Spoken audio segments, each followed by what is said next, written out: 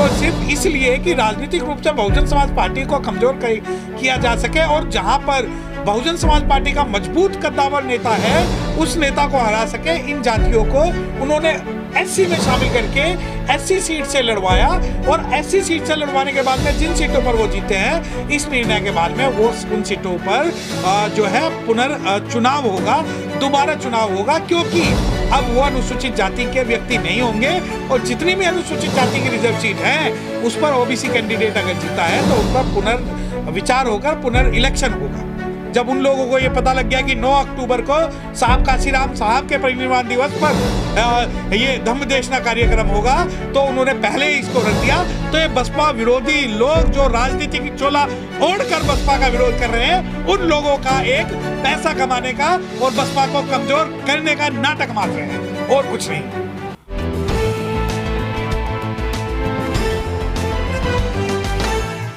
बताएंगे 16 जो जातियां हैं वो ओबीसी की अब हाई कोर्ट ने वापस कर दी हैं, अब वो ओबीसी ही रहेंगी जिनको एससी दर्जा दिया गया था सपा सरकार के तरफ। देखिए, मैं आपको एक बताना चाहता हूं कि ये पूर्ण रूप से जो है राजनीतिक षड्यंत्र है।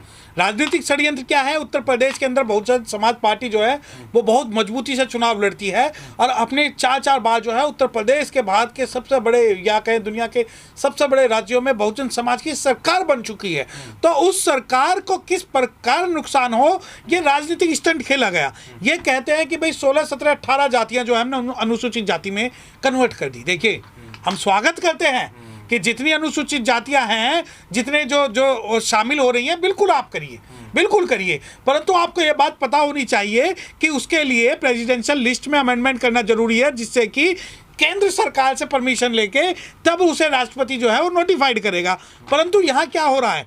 यहाँ यह हो रहा है कि उत्तर प्रदेश की कुछ मजबूत सीटों पर ये जो है उन जातियों के लोगों को लड़वाते हैं, जिससे जो शेड्यूल कास्ट वोट का बाइफर्केशन हो, शेड्यूल कास्ट वोट का बाइफर्केशन हो और उससे बहुजन समाज पार्टी को नुकसान हो। इसीलिए अब वो ऐड कर लिया। अब देखिए इनकी राजनीतिक मंशा क्या है। अगर इनकी सच्ची मंशा ये होती कि ये 18 जातियाँ जो अनुसूचित जाति में शामिल हों तो ये राष्ट्रपति को ज्ञापन देते और राष्ट्रपति जो है अपनी लिस्ट में अमेंडमेंट करके उनको शेड्यूल कास्ट में जो है शेड्यूल कास्ट में सम्मिलित कर लेते हैं। और हम भी इस बात का समर्थन करते हैं, क्योंकि उत्तर प्रदेश के अंदर जो सबसे पहले जो इस प्रकार का जो प्रपोजल रखा वो बहन कुमारी मायावती ने रखा।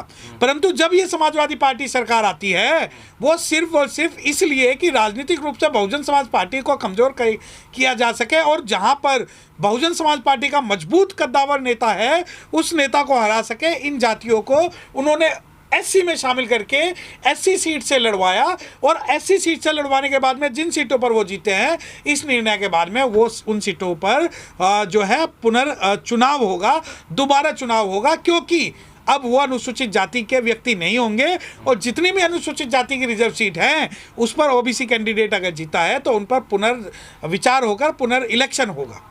लेकिन सर बहुत सारी जातियां हैं एससी में, वो बौद्ध धर्म अपना रही हैं। आने वाली 5 अक्टूबर को विजयदशमी के दिन वो बौद्ध बन जाएंगे, तो क्या उनको आरक्षण का लाभ मिलेगा फ्यूचर में?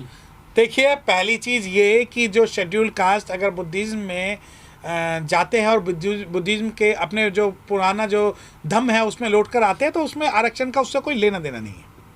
लेकिन धर्म और जाति बदल जाएगी ऐसा कहते हैं? नहीं, बिल्कुल गलत बताते हैं कि उससे आपको आरक्षण नहीं मिलेगा, जबकि स्टेट ऑफ महाराष्ट्र और सुप्रीम कोर्ट के और कहीं अब तो दिल्ली हाई कोर्ट का भी ये निर्णय आ चुका है कि अगर कोई बुद्धिस्ट जो है आरक्षण का लाभ लेना चाहता है वो बिल्कुल लेगा, क्योंकि जो बुद्धिज्म है एज पर लॉ जो है उसे रिजर्वेशन के लिए मना नहीं किया जा सकता। परंतु साउथ के कई राज्य ऐसे हैं जिसमें मुस्लिम और क्रिश्चियन होने पर ही आपको आरक्षण का लाभ नहीं मिलता, क्योंकि मुस्लिम और जो क्रिश्चियन है वो बुद्धिज्म से, जैनिज्म से और हिंदुइज्म से अलग है। और अगर जो भी व्यक्ति बुद्धिज्म में कन्वर्ट होता है तो उसे जो है आरक्षण का फ़ायदा मिलता है। और अब आप ये कहेंगे कि जो बुद्धिज्म है, बुद्धिज्म के अंदर जातियां नहीं होती तो आपको आरक्षण छोड़ना पड़ेगा। तो ये जो बातें हैं कि बुद्धिज्म में जातियां नहीं होती, आरक्षण छोड़ना पड़ेगा, आरक्षण कोई जो है धार्मिक प्रोग्राम नहीं है। आरक्षण कोई रिलीजियस प्रोग्राम नहीं है।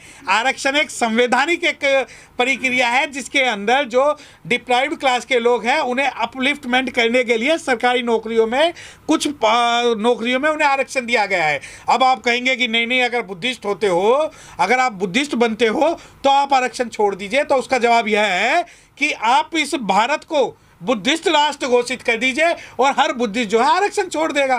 परंतु ये जो है आरक्षण की एक्सक्लूडिंग पॉलिसी, यानी कि आप बुद्धिस्ट हो गए तो आप निकल जाओ, आप क्रीमी लेयर में आ गए तो आप निकल जाओ, आपके पास गाड़ी आ गई तो आप निकल जाओ, आप आईएएस बन गए तो आप निकल जाओ, ये एक्सक्लूडिंग पॉलिसी तो अपनाते हैं। पर इंक्लूडिंग पॉलिसी कौन अपनाएगा? आप संविधान में ये बात नहीं लिखी कि अगर आप बुद्धिज्म जो हमारा पुराना धर्म है उसमें जाओगे तो आपको आरक्षण नहीं मिलेगा।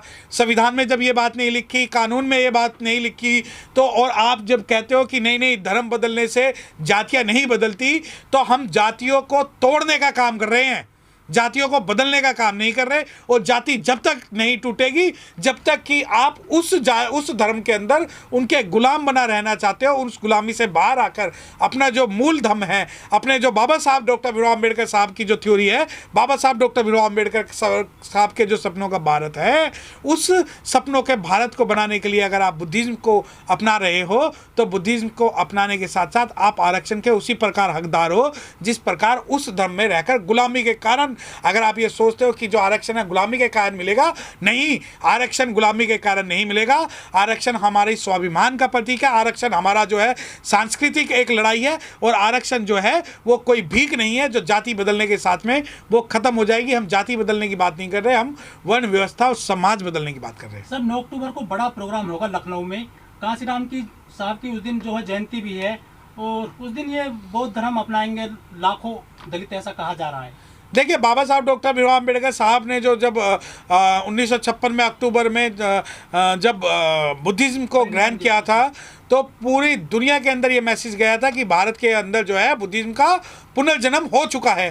तो अगर 9 अक्टूबर को बाबा वो साहब काशीराम साहब का जो परिनिर्वाण दिवस है उस पर अगर सभी लोग बुद्धिज्म को अगर अडॉप्ट कर रहे हैं तो वो इस बहुजन विचारधारा को मजबूत करने का काम कर रहे हैं। और मैं चाहता हूं कि सभी लोग राजनीतिक फायदे के लिए इस प्रपंच को ना करें, क्योंकि ये हमारा जो है सांस्कृतिक लड़ाई है, ये हमारी सामाजिक लड़ाई है, और सांस्कृतिक सामाजिक लड़ाई में इसमें सबको सहयोग देना चाहिए। लेकिन उससे पहले जो एक दूसरे बौद्धिस्ट हैं वो दिल्ली में करेंगे इस प्रोग्राम को 5 तारीख को, 4 दिन पहले। आप खुलकर ये बात क्यों नहीं बोलते? दूसरे बुद्धिस्ट नहीं, जो बसपा विरोधी लोग हैं, आप ये बात बोलिए कि जो बसपा विरोधी लोग हैं वो 9 अक्टूबर से पहले करेंगे। और अगर वो समाज को पहला मानते हैं और ये मानते हैं कि सामाजिक और सांस्कृतिक अगर क्रांति उनको करनी है, तो क्या कारण है कि साहब काशीराम के परिनिर्वाण दिवस पर आप जो है धम्म देशना कार्यक्रम में शामिल नहीं होंगे? क्योंकि उन्हें पता है, क्योंकि जब बहुजन समाज पार्टी का अगर धम्म देशना कार्यक्रम होगा तो वो ऐतिहासिक कार्यक्रम होगा, परंतु आप उनके साथ नहीं जुड़ोगे। जब उन लोगों को ये पता लग गया कि 9 अक्टूबर को साहब काशीराम साहब के परिनिर्वाण दिवस पर ये धम्म देशना कार्यक्रम होगा, तो उन्होंने पहले इसको रख दिया। तो ये बसपा विरोधी लोग जो राजनीति की चोला ओढ़कर बसपा का विरोध कर रहे हैं, उन लोगों का एक पैसा कमाने का और बसपा को कमजोर करने का नाटक मात्र है, और कुछ नहीं। इस वीडियो में कही गई सभी बातें वक्ता की अपनी राय है, जिसकी पुष्टि हम या हमारा चैनल नेशन टाइम नहीं करता।